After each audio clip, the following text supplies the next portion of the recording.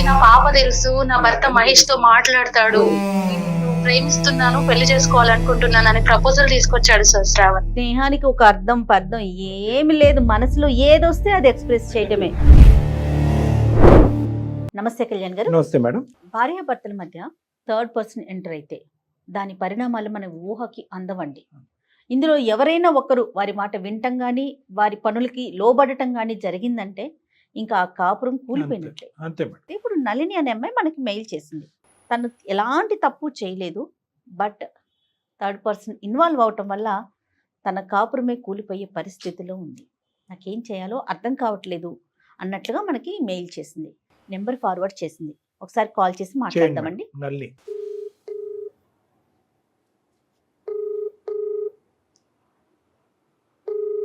Hello hello, నమస్తే అండి నళిని గారు. నేను జయానండి, సుమన్ టీవీ అందమైన జీవితం ప్రోగ్రామ్ నుంచి కాల్ చేస్తున్నాను. నాతో పాటు డాక్టర్ కళ్యాణ్ చక్రవర్తి గారు ఉన్నారు.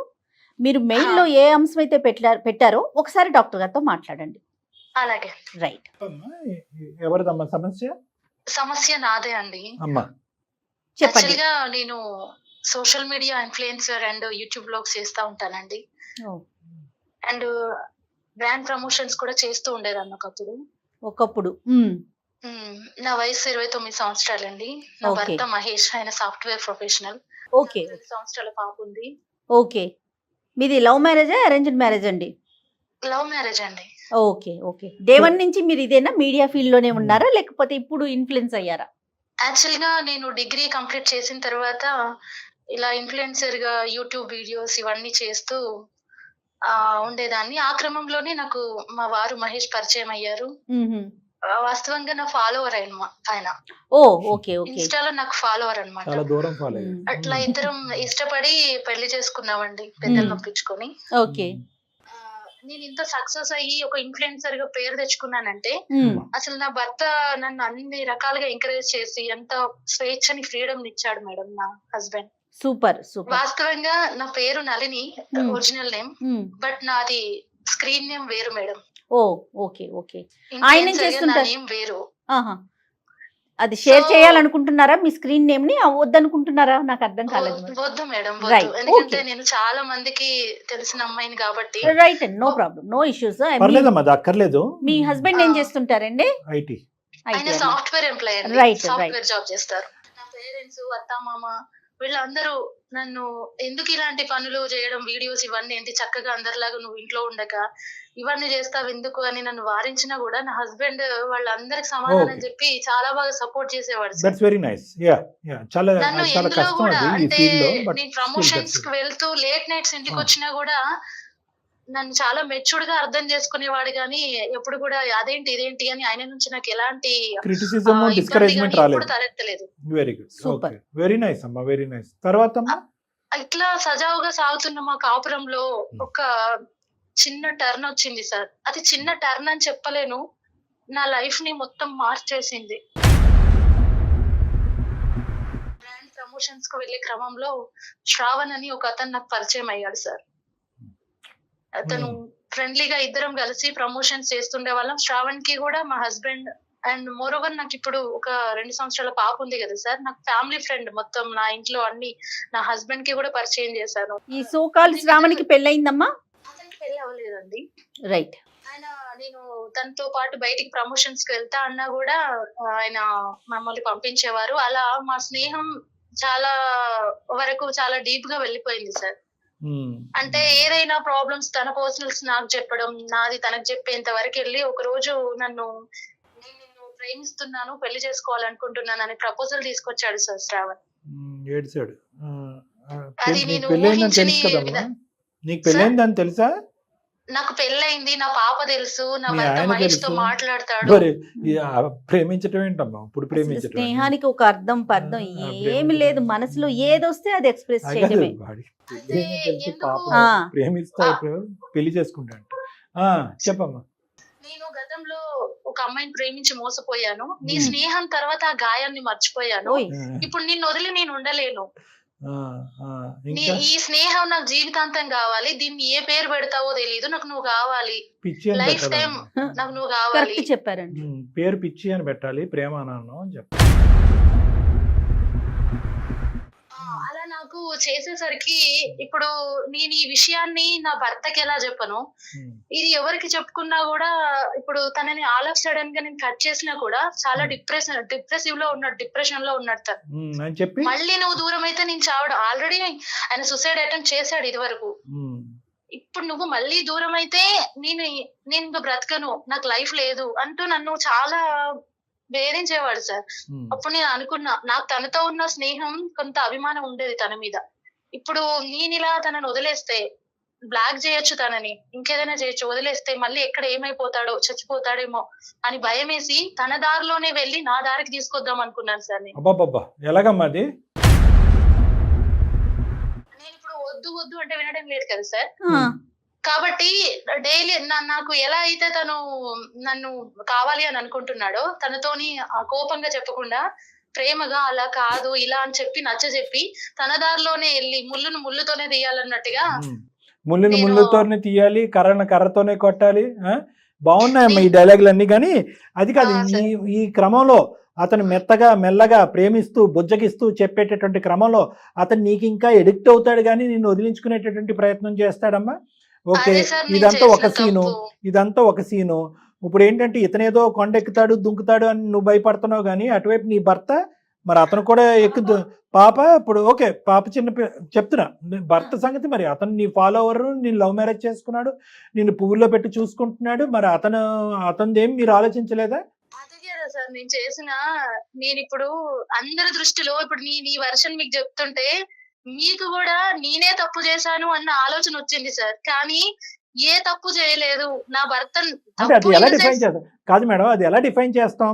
ఇటువంటి పరిస్థితుల్లో ఉన్నటువంటి ఒక వ్యక్తి వాడెవడో వచ్చి బిజినెస్ పార్ట్నర్ కింద ఎంటర్ అయ్యి శుభ్రంగా సవ్యంగా పనులు చేసుకుంటూ బిజినెస్ పరంగా ఇద్దరు ఎదగకుండా సడన్ గా మధ్యలో దిగి నా పాత ప్రేమను మర్చిపోవటానికి ఈ కొత్త ప్రేమ కావాలి, నీకు పెళ్లి అయితే గిల్లైతే నాకేంటి, నీకు భర్త ఉంటే ఏంటి, పెళ్ళి ఉంటే నాకేంటి, నువ్వు నాతో పాటు ప్రయాణం చేసేవాడిని ఏమంటారమ్మా? ప్రేమికుడు అంటారా, శాడిస్ట్ అంటారా? సార్ మీరు మాట్లాడింది, కానీ నాకు ఆ క్షణంలో సార్ అతని బాధే కనిపించింది. అదే నేను చేసిన కనిపించలేదు మీకు? నీ ప్రేమని, నీ భర్తని, నీ కుటుంబాన్ని, నీ సంసారాన్ని త్యాగం చేసి నా స్వార్థం గురించి నిన్ను నేను వాడేసుకుంటాను అనేవాడు స్నేహితుడే? వాడు నువ్వు కాపాడుతావా? వాడు బూట్లలోకి వెళ్ళి వాడి షూస్ లోకి వెళ్ళి బుజ్జగిస్తూ కౌన్సిలింగ్ చేస్తూ నీ దారికి తెచ్చుకుంటావా? అదే సార్ నేను చేసిన తప్పు. నేను తప్పు చేశాను కానీ నా భర్తను మోసం చేయలేదు సార్. తప్పేంటి మోసం ఏంటి అనేది కాదు, ఇవన్నీ నీ భర్తకు తెలిసి జరిగినాయా? నీ భర్తకు తెలిసి జరిగినాయా? మరి అలాంటప్పుడు తప్పే అంటారు, మోసమే అంటారు. నా భర్తకి ఏమీ తెలియదు.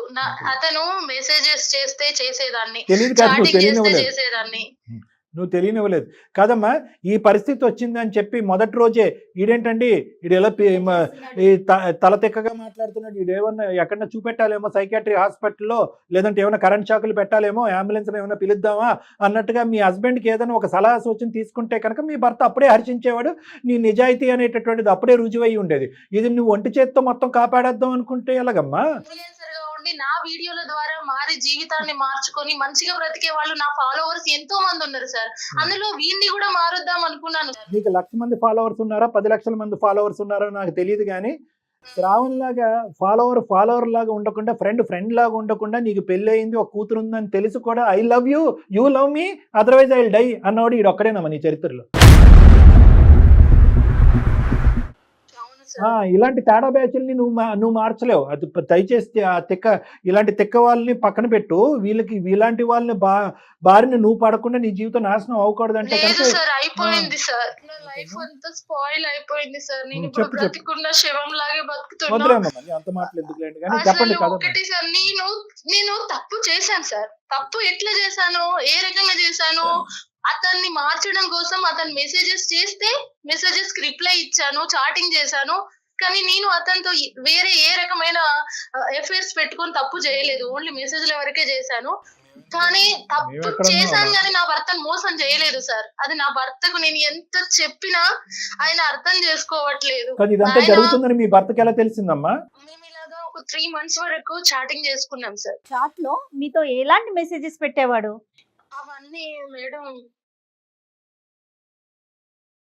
మీరు దానికి రిప్లై ఇచ్చేవారు? రిప్లై అంటే నేను ఒప్పుకున్నట్టు కాదు కానీ మేడం, ఆ, ఆయన లవ్ యూ చెప్తే లవ్ యూ, కిసెస్ చేస్తే అవి. కదమ్మా, ఐ లవ్ యూ అంటే ఐ లవ్ యూ చెప్తూ కౌన్సిలింగ్ చేద్దాం అనుకున్నావా అతన్ని? తర్వాత ఐ హేట్ యూ అంటాడు అనుకున్నావా? సరైన సమయం చూసుకొని తనకి నేను మంచిగా చెప్దామని లోపే ఒక రోజు కంటిన్యూ కాల్స్, మెసేజెస్ అర్ధరాత్రి పూట నాకు చేస్తే, ఇదంతా కాదు కానీ మనం ఇలా చాటింగ్ లో మెసేజ్లు కాదు, నాకు నిన్ను రేపే పెళ్లి చేసుకోవాలనిపిస్తుంది, నేను నిన్ను మ్యారేజ్ చేసుకుంటా అని చెప్పి మళ్ళీ మ్యారేజ్ ప్రపోజల్ తీసుకొచ్చాడు. తీసుకొచ్చేసరికి నాకు ఏం చేయాలో అర్థం కాక నేను వాడిని బ్లాక్ చేశాను సార్. అవును, అప్పుడు వరకు ఐ లవ్ యూ అంటే ఐ లవ్ యూ అన్నో, కిస్ సింబల్ పంపిస్తే నువ్వు కిస్, లవ్ సింబల్ పంపిస్తే లవ్ సింబల్, అతను పెళ్లిదండ పంపిస్తే పెళ్లిదండ పంపిస్తాడని అనుకున్నాడు. దయచేసి ఇక్కడ ఏమండి, ఇది తప్పంటారా, ఇది అన్యాయం అంటారా, భర్తను మోసం చేయమంటా అంటే కనుక 110% ఇది భర్తను మోసం చేసే సబ్జెక్టేనమ్మా. ఇవన్నీ ఒకటే సింపుల్ క్వశ్చన్. ఇవన్నీ మీ భర్త కళ్ళెదురుగుంటే జరిగినాయా, మీ భర్తకు తెలియకుండా చాటింగ్లు జరిగినాయా? మీ భర్త పక్కన ఉన్నప్పుడు ఎప్పుడైనా చాటింగ్ చేసావా? మీ భర్త ఇంట్లో ఉన్నప్పుడు ఎప్పుడైనా చాటింగ్ చేసావా? మీ భర్త లేనప్పుడు చాటింగ్ చేసావా? అంత. So the idea is very clear. కదా అది. బ్లాక్ చేస్తే డైరెక్ట్ సరాసరి నా భర్త దగ్గరికి వెళ్ళి నా చాటింగ్, నా మెసేజ్లు, వాడితో నేను చేసిందంతా చూపించాడు సార్. ఓకే, మరి నీ ఇన్ఫ్లుయెన్స్ ఏమై తగలడింది అక్కడ చెప్పు? ఎంత నాశనం చేసుకున్నారు మీరు, అనకూడదు కానీ ఏమన్నానా? ఏం లేదమ్మా, వాడికి సింపుల్ లాజిక్ అమ్మా. వాడికి ఏదో ఒక రోజు నువ్వు అన్ని మీడియాల్లోని అన్ని ఫోన్ నెంబర్లలో నువ్వు బ్లాక్ చేస్తావని తెలుసు.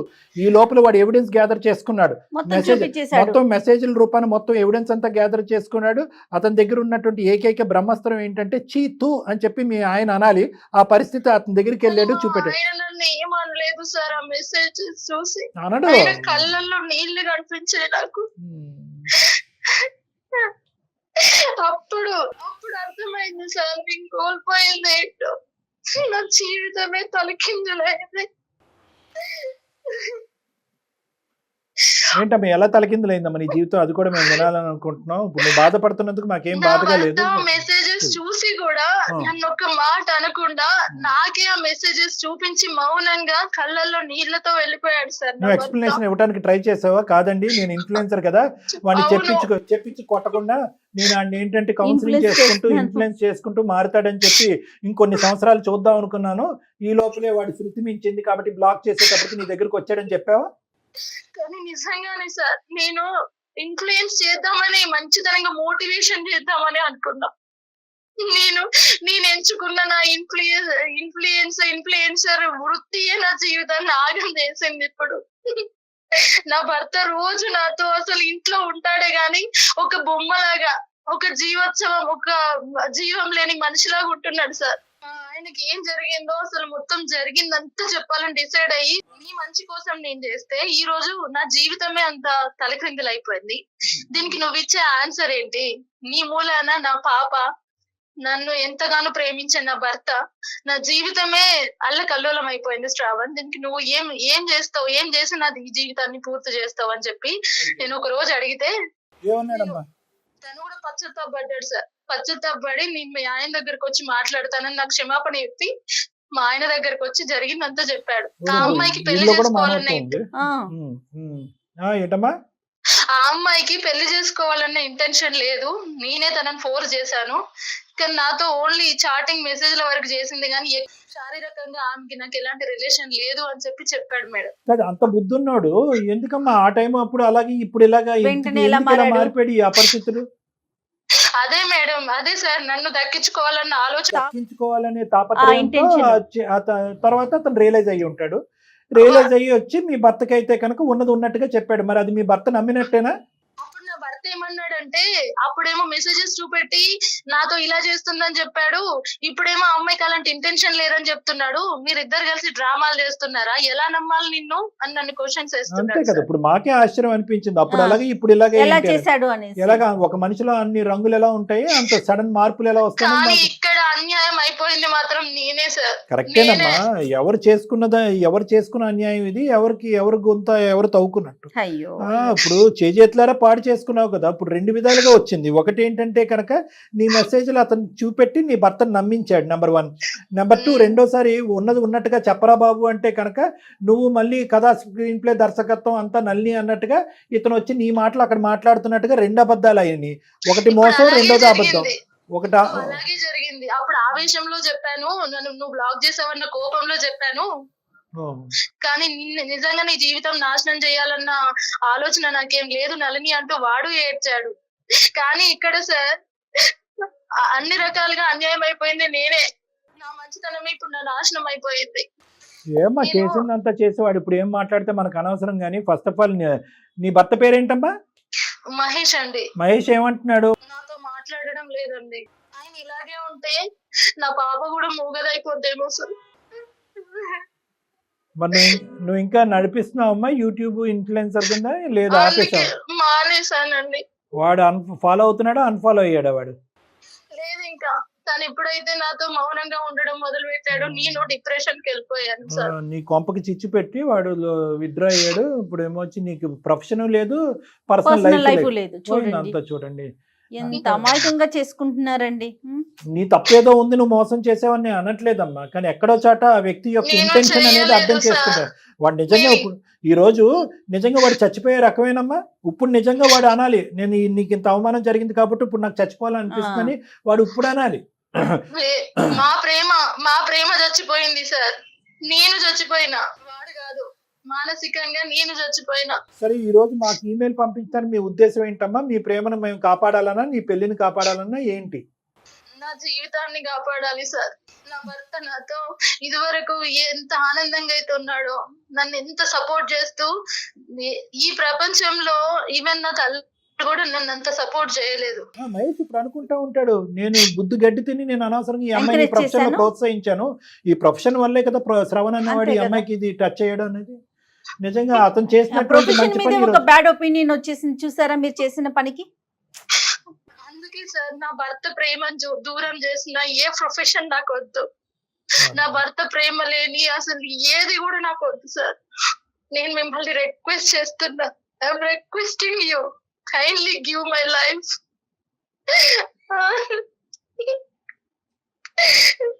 ఇన్ఫ్లుయెన్సర్ గా నేను ఏదో ఘనకార్యం చేయాలనుకొని పోయి నా జీవితాన్ని నేనే నాశనం చేసుకున్నా. నా చేతి వేలుతో నా కంట్లో నేనే ఓడ్చుకున్నా సార్. నేను తప్పు చేయలేదు అని ఒక నా అంతరాత్మకు మాత్రమే తెలుసు. ఇవి నా తల్లిదండ్రులకు చెప్పలేను, నా స్నేహితులకు చెప్పలేను. సరే అమ్మా, ఒక్కసారి నల్లి అతనితో మాట్లాడదామమ్మా. అతనితో మాట్లాడి అంటే ఇక్కడ ముఖ్యంగా మహేష్ గారికి మనం తెలియపరచవలసింది, చేయవలసింది ఏంటంటే కనుక, ఎవరైతే కనుక బోయవాడు వచ్చి పావురానికి నేను మంచోండి అని చెప్తే కనుక పావురం నమ్మదు. ఇప్పుడు ఇక్కడ ఉన్న పరిస్థితి అలాగే ఉంది. మీరు తప్పు చేసినట్టుగా అతను బలంగా భావిస్తున్నాడు. నీ తరపున నిలబడి మాట్లాడి ఆ అమ్మాయి తప్పు కాదు, తన ఉద్దేశం ఇది, వాస్తవానికి వాడు ఈ రోజు ఏమీ లేనట్టుగా చేతులు దులుపుకుని వెళ్ళిపోయాడు, నీకేదో ఒక చిన్నపాటి సంజాయిషి చెప్పి అనేటటువంటి ఇక్కడ ఉన్న వాస్తవ పరిస్థితిని అతనికి అర్థమయ్యేటటువంటి విధంగా ఈరోజు అతను 2 బాధలతో బాధపడుతున్నాడు. ఒకటి, భార్య, నేను ప్రేమించినటువంటి భార్య ఎందుకు ఇలా చేసింది, ఇది నిజమా అబద్ధం అనేటటువంటి డైలమాలో ఉన్నాడు. రెండోది ఏంటంటే కనుక అతన్ని ఓదార్చేది ఎవరు? ఈరోజు నీ బాధతో నువ్వు ముందుకు వచ్చి ఇవన్నీ తీసి పక్కన పెట్టేసి నన్ను క్షమించండి ముందుకు రండి అని నువ్వు అంటున్నావు. అతను బాధ ఎవరికి చెప్పుకోవాలి? భార్య ఇలాంటి పని చేసింది, ఈ విధంగా ప్రవర్తించింది అంటే కనుక తప్పుగా ఒప్పు పక్కన పెట్టండి, ఎవరికి చెప్పుకుంటాడు? ప్రేమించి ముందుకు వచ్చినటువంటి తల్లిదండ్రులకి చెప్పుకుంటాడా? వాళ్ళ తల్లిదండ్రులకి చెప్పుకుంటాడా? మీ తల్లిదండ్రులకి చెప్తాడా? ఎవరికి చెప్తాడు? అవునరా బాబు, నువ్వు ప్రోత్సహించావు కదా, నువ్వు చేసినటువంటి దాంట్లో నువ్వే కూరుకుపోయావు, అనుభవించావు అన్నట్టుగా అంటారు. సో అన్ని విధాలుగా అతని పరిస్థితి ఈరోజు బాధాకరం, అవమానకరం. కాబట్టి ఇక్కడ ఏమయ్యా కూర్చోవయ్యా, ఇదిగో నల్లి ఇలా చేసింది అని చెప్పి నీ కథ అతను చెప్పి ఏదో సడన్ గా పైకి మీ ఇద్దరిని కలిపేయటం కాకుండా అసలు మానసికంగా అతను ఏం శోభపడుతున్నాడు, అతని బాధ ఏంటి అనేటటువంటిది కూడా వినటం ఇంపార్టెంట్. ఇక్కడ ఈరోజు నీ పాయింట్ ఆఫ్ వ్యూ అప్రోచ్ అవటం కాదు, అతని పాయింట్ ఆఫ్ వ్యూ నుంచి మనం అప్రోచ్ అవుతే కనుక ఈ సమస్యకు ఒక పరిష్కారం దొరుకుతుందని నా అభిప్రాయం. అదే సార్, ఇంత జరిగినా కూడా వాళ్ళ పేరెంట్స్ కి గానీ నా పేరెంట్స్ కి గానీ జరిగిన విషయం చెప్పలేదు సార్ మహేష్. చెప్పలేరమ్మా, ఎవరు చెప్పలేరు. మరి నిజంగా ప్రేమించే వాళ్ళు ఎవరు చెప్పలేరు. ఒకసారి మరి కనెక్ట్ చేయమని చేద్దాం, తప్పకుండా మేడం. కాదు, మనల్ని ఒకసారి మీ హస్బెండ్ కి కనెక్ట్ చేస్తారా? మాట్లాడదామా మరి? డాక్టర్ గారు ఒకసారి మాట్లాడతారు. చేద్దాం మేడం. మీరు మాట్లాడుతున్న వ్యక్తి మీ కాల్ ను హోల్డ్ లో ఉంచారు. దయచేసి లైన్ లో వేచి ఉండండి. आप जिस व्यक्ति से बात कर హలో, ఏమండి ఏంటి కాల్ చేసావు? ఇంటికి ఎప్పుడు వస్తున్నారు? దేనికోసం? ఊరికి ఎప్పుడు వస్తున్నారు అని కనుక్కుందాం చేసా. అసలు నువ్వు నాతో మాట్లాడొద్దు అని నీకు చాలా సార్లు చెప్పాను. ఆ పని తీసుకొని బయటికి వెళ్దామండి. నువ్వు నాతో మాట్లాడొద్దు అని కూడా చాలా సార్లు చెప్పాను, అయినా కానీ నువ్వు మాట్లాడతావు. నాకు నీకు మాట వినాలంటే నాకు అసహ్యంగా ఉంది. ప్లీజ్ అండి, ఇలా ఎన్ని రోజులు ఎవరైనా వస్తారా ఇంటికి ఇప్పుడు? ఎందుకు ఎప్పుడు వస్తారు? వస్తున్నావు అని అడుగుతున్నావు. ఎవరైనా వస్తున్నారా? మీ బాయ్ ఫ్రెండ్ ఏమన్నా వస్తున్నాడా? అతను ఏమన్నా కనుక్కోమన్నాడా? అతను ఏమన్నా కనుక్కోమన్నాడా? మీ బాయ్ ఫ్రెండ్ ఏమన్నా కనుక్కోమన్నాడా? అతను ఏమన్నా వస్తున్నాడా ఇంటికి? నన్ను ఎందుకు వస్తున్నాను అడుగుతున్నా, ఎన్ని రోజులు లేదు. నేనేంటో అన్ని తెలిసిన మీరే ఇలా మాట్లాడితే నన్ను ఇంకెవ్వరు నమ్ముతారు మహేష్, చెప్పండి. చూడు, ఇలా మనం నేను నమ్మి అదే నేను చేసిన మిస్టేక్. నేను నమ్మడమే చేసిన మిస్టేక్ అని నాకు మెల్లమెల్లగా అర్థమైంది. నువ్వు ఇట్లా చేస్తున్నావు. కోపం వస్తే నన్ను ఒక దెబ్బ కొట్టొచ్చు కదా. నీకు హస్బెండ్ అక్కర్లేదు, పాప అక్కర్లేదు. నేను కొట్టను, నేనేమి మాట అనను, నేను నిన్ను కొట్టను, నేను నిన్ను ఏమి అనను అనే కదా నువ్వు ఇదంతా చేసుకొని వస్తున్నావు. నీ ఇష్టం వచ్చినట్టు కొట్టు.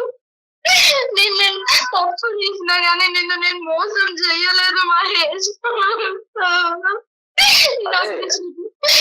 ఇప్పుడు ఇలా మాట్లాడుతున్నావు నా గురించి. నేను సోషల్ మీడియా ఇన్ఫ్లుయెన్సర్ అని తెలిసే కదా నా జీవితాల్లోకి వచ్చావు. నీకు నేను నా గురించి తెలియదు మహేష్, అని చేసినంత ఎలా పనులన్నీ చేసేసి ఇప్పుడు ఏడిస్తే అయిపోతుంది అనుకుంటావా?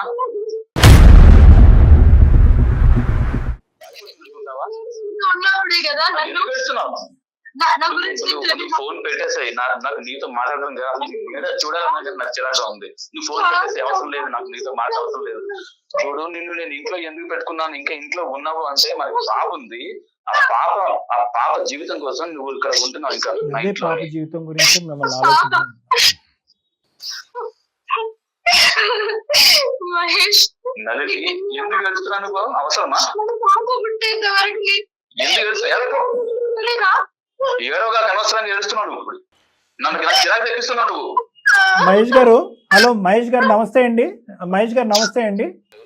నమస్తే అండి, నా పేరు డాక్టర్ కళ్యాణ్ చక్రవర్తి అండి. నేను జయ గారితో పాటు ఎవరు వచ్చారు ఇంటికి? ఎవరు వచ్చారు? నల్ని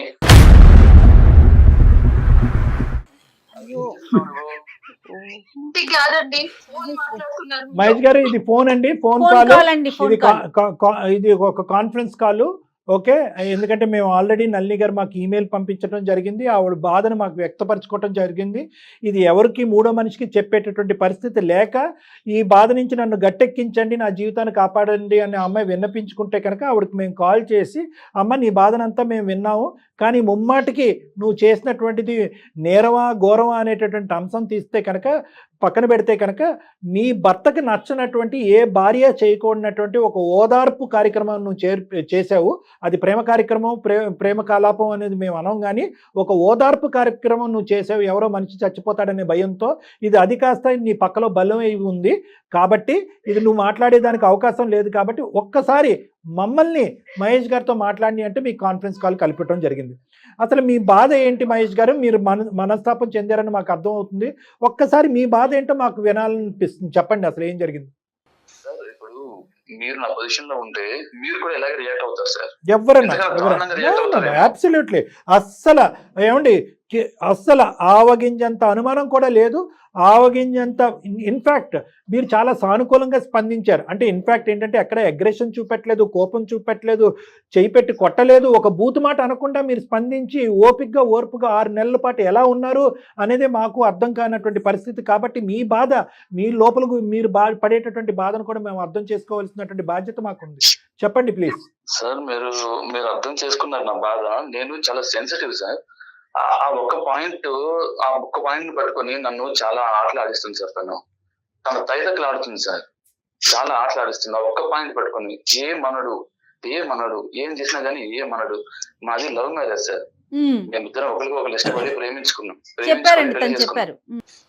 సో ప్లస్ ఏంటంటే అంతకంటే దానికి మించింది ఏంటంటే ఎవరు కూడా ప్రోత్సహించినటువంటి తన ప్రొఫెషన్ ని మీరు ఇరువైపుల కుటుంబాలని ఇద్దరు కూడా అది వద్దు అని ఆ ప్రొఫెషన్ ఆపేయమని చెప్పినా కూడా మీరు ప్రోత్సహించారంట కదా.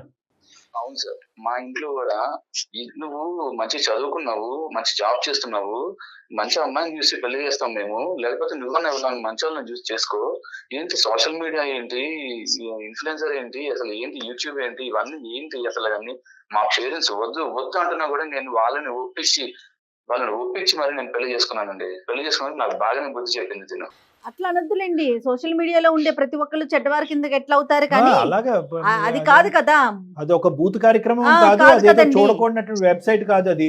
అలా మీరు ఎందుకు అనుకుంటున్నారు? ఈ రోజులు ఎలా ఉన్నాయి సార్? ఈ రోజు వినండి వాళ్ళ బాధ వాళ్ళకు ఉంటదండి, వాళ్ళ బాధ వాళ్ళకు ఉంటది. ఈ రోజులు ఎలా ఉన్నాయి అసలు? ఏమండి ఈ రోజు మీ భార్య ఇన్ఫ్లుయెన్సర్ గా ఎన్నో వేల కుటుంబాలకి, ప్రజలకి ఆవిడ సహాయపడింది. ఒక ఇన్ఫ్లుయెన్సర్ కింద, ఒక సోషల్ ఇన్ఫ్లుయెన్సర్ కింద చాలా మందికి ఆవిడ ఉపయోగపడింది. ఆవిడ దురదృష్టకరమైన పరిస్థితి ఏంటంటే ఆ అమ్మాయి ఎదుర్కొంటే ఒక వ్యక్తి వచ్చి నిలబడి నువ్వు నన్ను ప్రేమించకపోతే, నన్ను పెళ్లి చేసుకోకపోతే నేను చచ్చిపోతాను అని చెప్పటమే కాకుండా చనిపోవటానికి ఒక 2-3 ప్రయత్నాలు చేసేటప్పటికి ఇదేంటి నలుగురు ప్రాణాలు కాపాడి 4 జీవితాలు నిలబెట్టవలసింది నేను, ఒక వ్యక్తి యొక్క ప్రాణాలు పోవటానికి నేను ఎలా కారకరాలు అవుతాను అనేటటువంటి ఏకైక ఆలోచనతో ఈ రోజు ఈ అమ్మాయి ఈ స్థాయికి తెచ్చుకుందండి.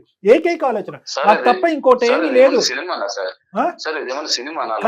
కాదు నేను అదే అనట్లేదు, మేము అదే అమ్మాయి చెప్పాం. నువ్వు ఇన్ఫ్లుయెన్సర్ అయినంత ఏదండి నా గురించి, పాప గురించి ఆలోచించదా? ఇవే మాటలు మేము అమ్మాయితో చెప్పాం. అమ్మ ఇదేమన్నా సినిమా నువ్వు అనుకుంటే కనుక ఏదైనా ఇలా మంత్రం వేసినట్టుగా 100% మందిని ఇన్ఫ్లుయెన్స్ చేసేసి దారిలో పెట్టగలవా? వాడు ఐ లవ్ యూ అంటే నువ్వు ఐ లవ్ యూ అంటాం ఏంటి? వాడు లవ్ సింబల్ పంపిస్తే నువ్వు లవ్ సింబల్ పంపించడం ఏంటి? ఆఖరికి వాడు వెచ్చలవిడిగా బరి తెగించేటటువంటి పరిస్థితికి వచ్చాక బ్లాక్ చేస్తే కనుక వాడు అది భరించలేక నీ మొత్తం గుట్టంతా మీ ఎదురుగుంటా వచ్చి బట్టబయలు చేసి ఒక శాడిస్ట్ అనేటటువంటిది నిరూపించుకునేంత వరకు ఈ అమ్మాయికి అసలు రంగు తెలియలేదు. నేను మంచి పనులు చేసినప్పుడు మెచ్చుకున్నావు కదా మహేష్. అమ్మా ఉండమ్మా, ఒక్క నిమిషం ఆగమ్మా. ఇది నువ్వు 100 మంచి పనులు చెయ్యి, 101ది చండాలమైన పని కదా ఇది. జీవితాలు ఎందరియో నిన్ను చూసి ఆదర్శంగా బతుకుతున్నారా అని నన్ను నువ్వు మెచ్చుకున్నావు కదా. మెచ్చుకున్నాను. నువ్వు బయట ఏం చేస్తున్నావు తెలియక, నువ్వు బయట ఏం చేస్తున్నావు వదిలేండి, ఆ మాట వెనక్కి తీసుకోండి మహేష్ గారు. ఒక్క నిమిషం మహేష్ గారు, నువ్వు బయట ఏం చేస్తున్నావో, ఎలా చేస్తున్నావో, మీరు నిలబడినటువంటి పరిస్థితిలో ఆ ఎదవ చూపెట్టినటువంటి ఆ ఎవిడెన్స్లన్నీ బట్టి మీరు ఇలా మాట్లాడటంలో కొంతవరకు సమర్థించేటటువంటి పరిస్థితి ఉన్నా కూడా అదే పనిగా జీవితాంతం ఆ అమ్మాయి వేసేటటువంటి ప్రతి అడుగు తప్పటడిగే, ఆ అమ్మాయి మాట్లాడేటటువంటి ప్రతి మగాడితో అదే సంబంధం ఉంది. నేను ఇంట్లో లేనప్పుడు ఎప్పుడు వస్తావు అని ఫోన్ చేస్తే కనుక ఎవరి తరపున నువ్వు అడుగుతున్నావు ఫోన్ కాల్ చేసినాను అని ఇంకా ఆ అమ్మాయి నోరిప్పితే రామ అన్న బూతులాగా ఉంటే ఇంకా ఆ అమ్మాయి బ్రతకాలా చావాలా అండి?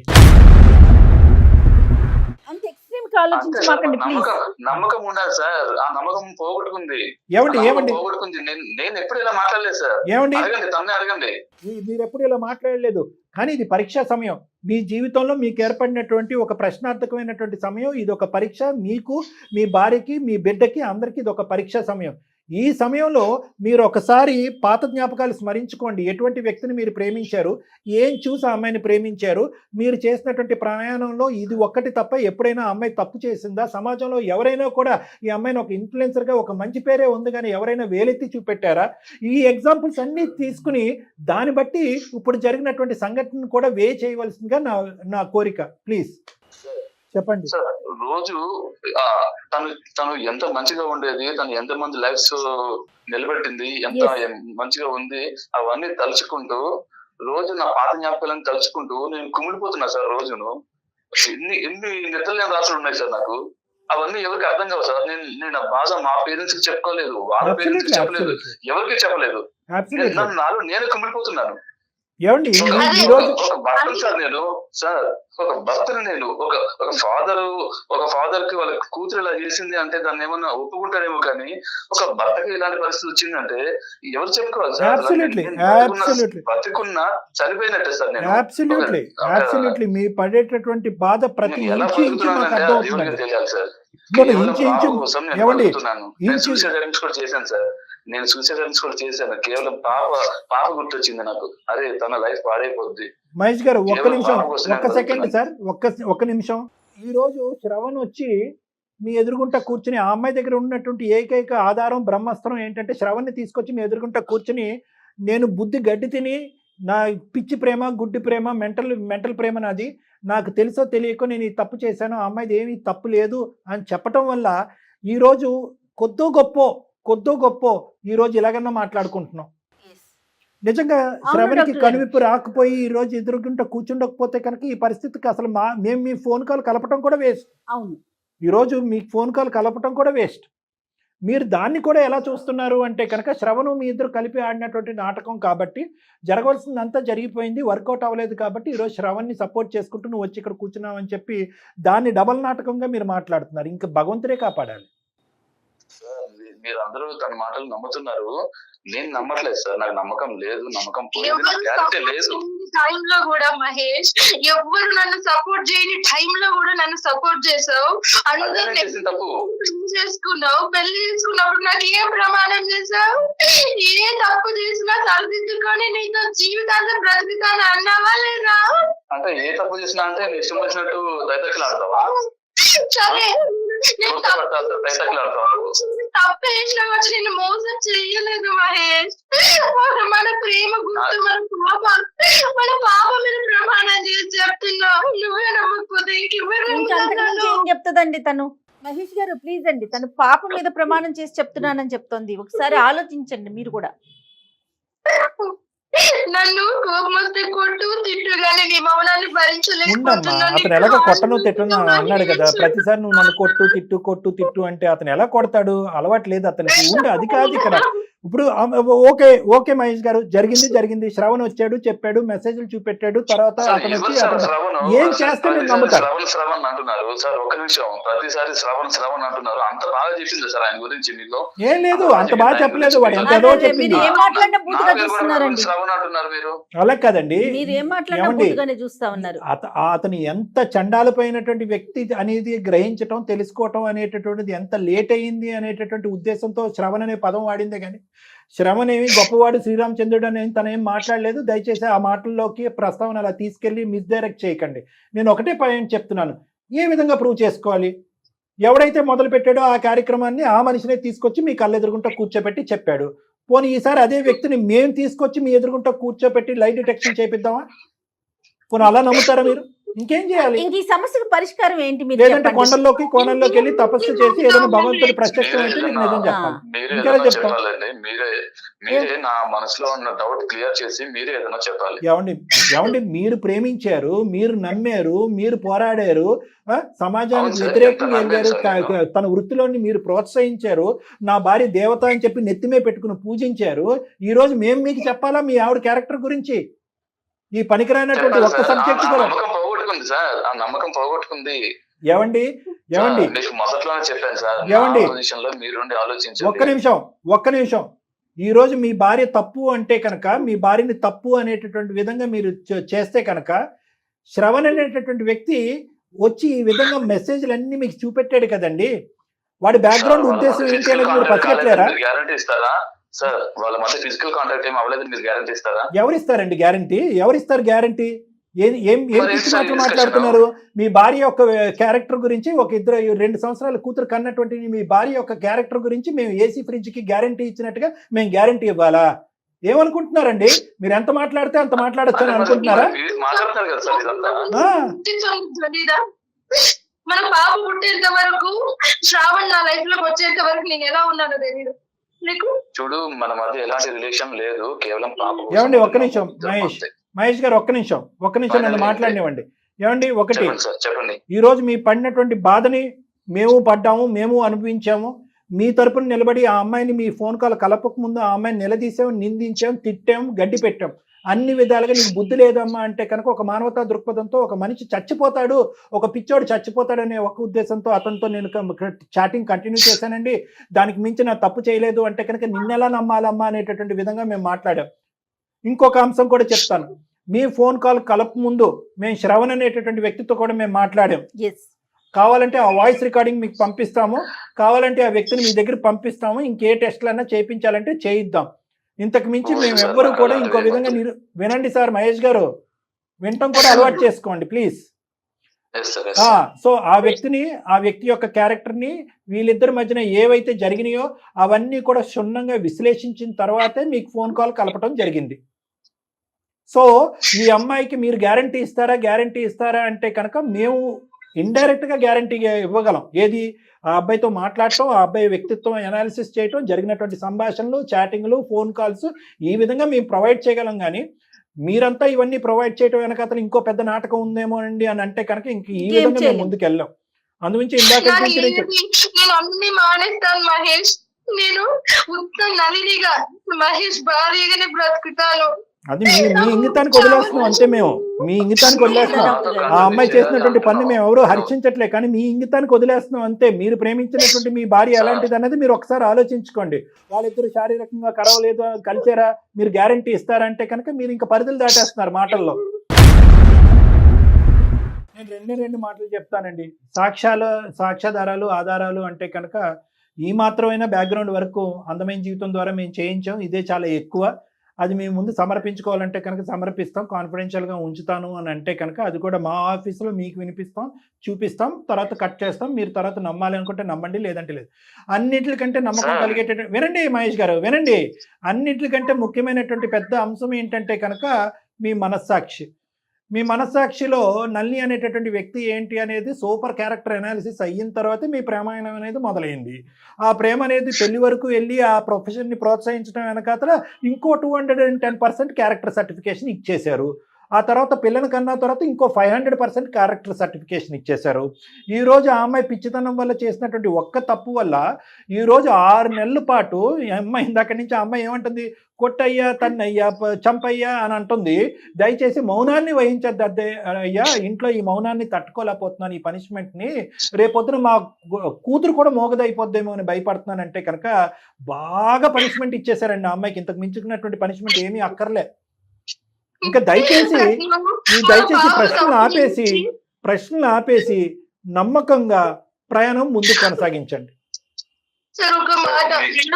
చాలా బాగా చెప్తున్నారు సార్, మీరు చాలా బాగా చెప్తున్నారు. బాగా చెప్పకపోతే ఎలా అండి బాబు, ఇక్కడ బాగా చెప్పడానికి సార్ ఇక్కడ నా ప్రేమ గురించి, నా పరిస్థితి గురించి, నా బాధ గురించి ఎవరు గ్యారంటీ ఇస్తారు సార్?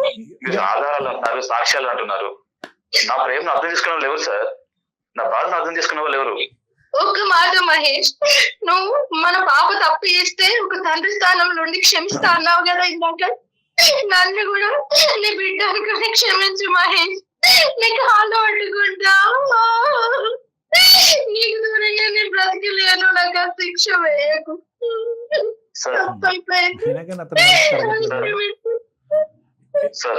చెప్పండి మహేష్ గారు, చెప్పండి. ఒక్క నిమిషం అమ్మ నల్లి, ఒక్క నిమిషం అక్కడ మాట్లాడండి. మీరు పెద్ద మనుషుల్లాగా నాకు ఒక అడ్వైజ్ ఇద్దాం అనుకుంటున్నారు. సో మీరు ఇచ్చిన అడ్వైజ్ నేను ఫాలో అవడానికి ట్రై చేస్తాను. Thank you. నాకు చాలా టైం కావాలి. సో ఎంత టైం అన్నా తీసుకోండి, కానీ మౌనవ్రతాన్ని వేడండి, కమ్యూనికేషన్ పెంచుకోండి. ఎక్కడైతే మాటలు ఉంటాయో అక్కడ సమస్యలకి పరిష్కారం ఉంటాయి. మౌనవ్రతాలకి కోపాలు అలకపాన్పుల దగ్గర సమస్యలు రోజులు నెలలు అవుతాయి, నెలలు సంవత్సరాలు అవుతాయి, ఏమీ జరగదు. మీరు కమ్యూనికేట్ చేసుకోండి, ఆ అమ్మాయి మీతో కమ్యూనికేట్ చేస్తుంది. మీరిద్దరూ డైరెక్ట్గా కమ్యూనికేట్ చేసుకోలేకపోతే నాతో వచ్చి కమ్యూనికేట్ చేయండి, నా సెషన్స్కి రండి, నా క్లినిక్కి రండి. ఈ నమ్మకం ఈ జస్ట్ ఒక అరగంట గంట సేపు ఒక ఫోన్ కాల్లో అవుతుందనే నమ్మకం కూడా నాకు లేదు. కేవలం ఈ ఫోన్ కాల్ యొక్క తాపత్రయం ఏంటంటే అట్లీస్ట్ ఎక్కడో ఈ సైలెన్స్కి ఒక బ్రేక్ పడాలి అనే ఉద్దేశంతోనే నేను జయ మేడం ఇది టేకప్ చేశాను. లేదంటే ఇది సంవత్సరం తర్వాత ఇదే పరిస్థితి ఉంటుంది, 2 సంవత్సరాల తర్వాత ఇదే పరిస్థితి ఉంటుంది. ఎందుకంటే ఎక్స్టర్నల్ మీడియేషన్ ఇక్కడ వర్కౌట్ అవ్వదు. వాళ్ళ అమ్మ నాన్న ఇక్కడ వచ్చినా నవ్వుపోతారు, వీళ్ళ అమ్మ నాన్న వచ్చిన నవ్వుపోతారు, మీ స్నేహితుల దగ్గరికి వెళ్తే ఇంకా పరువు పోతారు. కాబట్టి ఈ పరువు పోయేటటువంటి ఈ పరిస్థితిని కేవలం ఇటువంటి కాన్ఫిడెన్షియల్గా ఉండేటటువంటి క్లినిక్స్లో మాట్లాడుకునేటటువంటి సమస్య. కాబట్టి దయచేసి మీరిద్దరు రండి, మనం కూర్చుందాం, మాట్లాడుకుందాం. వస్తాను సార్, మీ మాట కాదని లేకన్నా వస్తాను. నేను థ్యాంక్ యూ, మాట్లాడిన తర్వాత నేను డిసైడ్ అవుతాను. Thank you. As early as possible రండి. Thank you so much. నల్ని నువ్వు ధైర్యంగా ఉండమ్మా. Thank you ma'am. Thank you sir. అమ్మా నల్లి, మనం ఇప్పుడు ఏంటంటే చూడమ్మా, అట్లీస్ట్ అతను నిజంగా మొండికేయాలి, మాట్లాడకూడదు అంటే కనుక ఈ రోజు ఇంతసేపు మనతో మాట్లాడవలసినటువంటి అవసరం లేదు, కౌన్సిలింగ్కి వస్తాను అనేటువంటి మెట్టు దిగవలసినటువంటి అవసరం లేదు. అతనిది స్వచ్ఛమైనటువంటి నిజమైనటువంటి ప్రేమ, నీది కాదనట్లేదు, స్వచ్ఛమైనటువంటి నిజమైనటువంటి ప్రేమ. అతను చాలా ఆలోచించేటటువంటి వ్యక్తిత్వం, అహంభావం ఉన్నటువంటి ఒక వ్యక్తి. అటువంటి వ్యక్తికి దయచేసి ఇలాంటి ఆడపిల్లలు ప్రత్యేకంగా అర్థం చేసుకోవాల్సింది ఏంటంటే, ఒక మీడియాలో జరిగేటటువంటి ఒక అంశం, ఒక సినిమాలో జరిగేటటువంటి అంశం నిజ జీవితంలోకి తీసుకొచ్చి ఎక్స్పెరిమెంట్ చేయడానికి ట్రై చేయకండి. ఇప్పుడు మీరు ఒక మీడియా ద్వారా 1000 కుటుంబాలకి మీరు హెల్ప్ చేయొచ్చు, కానీ ఒక వ్యక్తిని మీ పర్సనల్ లైఫ్లోకి వచ్చి అందులో చిచ్చు పెట్టేటటువంటి ప్రయత్నం చేస్తే కనుక అతన్ని ఎక్కడ ఆపాలో అక్కడే గీత గీసి ఆపండి. అతను సానుకూలంగా స్పందిస్తూ ఫ్రెండ్షిప్ అనేటటువంటిది కొనసాగిస్తూ అతన్ని ఏదో చేయడానికి పోతే కనుక ఇలాంటి పరిస్థితులు చేతులు కాలుచుకున్నట్టు అవుతుంది. కాబట్టి నేను చెప్పేది ఏంటంటే కనుక, ప్రొఫెషన్ వేరో, పర్సనల్ లైఫ్ వేరో. ఎప్పుడైతే ప్రొఫెషనల్గా ఉండేటటువంటి వ్యక్తి పర్సనల్ లైఫ్లోకి దూరేటటువంటి ప్రయత్నం చేస్తాడో, ఎప్పుడైతే మీ అంతరాత్మ ఇన్నర్ కాన్షియస్ ఒక క్వశ్చన్ మార్క్ పెట్టి, అరే వీడు పరిధులు దాటుతున్నాడు, ఇది చిలి గాలివానగా అవ్వచ్చు అనేటటువంటి అంశం మీకు ఇస్తుందో అప్పుడే బ్రేక్ చేయండి. నెంబర్ 1. నెంబర్ 2 ఏంటంటే, ఇది ఇక్కడతో మా భర్తకు తెలియకుండా దీన్ని కప్పేద్దాం, తుంచేద్దాం, తీసేద్దాం, కౌన్సిలింగ్ చేసేసి పక్కకు తోసేద్దాం అని ఒంటి చేత్తో మీరు చేసేటటువంటి ప్రయత్నాలు ముమ్మాటికి ఇలాంటి అంశాల్లో ఫెయిల్ అవుతారు. కాబట్టి తక్షణమే మీ ఆయన తిట్టినా, బెదిరించినా, కోప్పడినా కూడా ఇనీషియల్ స్టెప్లోనే మీ హస్బెండ్ యొక్క హెల్ప్ తీసుకుని చేసుంటే కనుక ఈరోజు మా మీడియేషన్ కూడా అవసరం లేదు. సో ఇక్కడ చాలా పెద్ద గుణపాఠం అమ్మ. మీలాంటి ఆడపిల్లలకి, ఇలాంటి ప్రోగ్రామ్స్ చూసేటటువంటి అబ్బాయిలకు కానీ అమ్మాయిలకు కానీ ప్రొఫెషనల్ పర్సనల్ లైఫ్లోకి చాలా జాగ్రత్తగా బ్యాలెన్స్ చేసుకోవాల్సినటువంటి అవసరం ఉంది ఈ కాలంలో. ఎక్కడైతే కనుక ఈ చాటింగ్లు, మెసేజ్లు, ఈ ఫోన్ కాల్స్ ఎక్కువైపోయినాయో, ఏది ప్రొఫెషనల్ లైఫ్, ఏది పర్సనల్ లైఫ్ అనేది కన్ఫ్యూజన్గా వచ్చేసి ఇలాంటి కేసులు కల్లోలుగా చాలా వస్తున్నాయి మేడం, మన దగ్గరికి చాలా వస్తున్నాయి. కాబట్టి జాగ్రత్తగా ఉండవలసినటువంటి అవసరం ఉందమ్మా. ఆఖరి మాటకి ఏం చెప్పాలనుకుంటున్నావు అమ్మా ఫోన్ పెట్టేసే ముందు? నా కుటుంబాన్ని ఇబ్బంది పెట్టేది ఏదైనా కూడా ఇక మీద చెయ్యను సార్. సూపర్, థ్యాంక్ యూ అమ్మా. నా అతి తెలివితనం సార్ ఇది. నేను ఒక ఇన్ఫ్లుయెన్సర్ ని అన్న గర్వంతోని నా జీవితాన్ని నేనే ఇప్పుడు పాడు చేసుకునే స్థితికి తీసుకొచ్చాను. చాలా డెలికేట్ బ్యాలెన్స్ అమ్మా, పర్సనల్ అండ్ ప్రొఫెషనల్ లైఫ్. అదే మాట నువ్వు, నా మాటను నువ్వు చెప్పావు, చెప్పమ్మా. అందుకని ఇక మీద నేను చాలా జాగ్రత్తగా ఓకే నా భర్తను, నా బిడ్డను కాపాడుకుంటూ బతుకుతాను సార్. సూపర్. కనీసం నా భర్త ఆలోచిస్తాను నా జీవితం గురించి తనతో కలవడానికి అని ఒక మాటని మీ ద్వారా నేను విన్నాను సార్. అందుకు నాకు కృతజ్ఞతలు. Thank you so much. Right అమ్మా, రైట్. థ్యాంక్ యూ అమ్మా.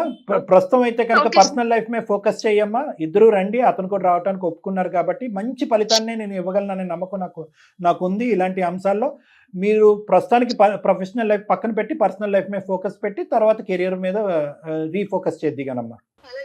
ఓకే మహేష్ గారు, రండి క్లినిక్ రండి, నా నెంబర్ పంపిస్తాను. Okay, thank you. నమస్తే అండి. Thank you. రైట్ అమ్మా నల్ని, నమస్తే. చాలా కష్టం మేడం ఈ కేసు సినారియోస్లో. ఎందుకంటే ఆ అమ్మాయి ఆ స్థాయిలో ఒక ఇష్యూని కాంప్లికేట్ చేసిన తర్వాత ఆ చిక్కుముడి సమస్యని విప్పి ఆ అబ్బాయిని అర్థం చేసుకునేటట్టు ఎవరు, ఏ మగాడు, ఆ స్థానంలో ఉన్న ఏ మగాడు కూడా సానుకూలంగా స్పందించడం చాలా కష్టం. స్పందించేయాలని కోరుకోకూడదు కూడా కదండి. దట్స్ చాలా ఎక్కువ ఆశపడటం అది. ఎందుకంటే అతని కళ్ళతో ఏదైతే చూశాడో, ఏదైతే విన్నాడో అది ఇప్పటికీ కూడా అతని స్మరణలో ఉంది. అతను డిప్రెషన్ లో ఉన్నాడు. రైట్ అండి. చూద్దాం. Will hope for the best madam. తప్పకుండా. నమస్తే. నమస్తే.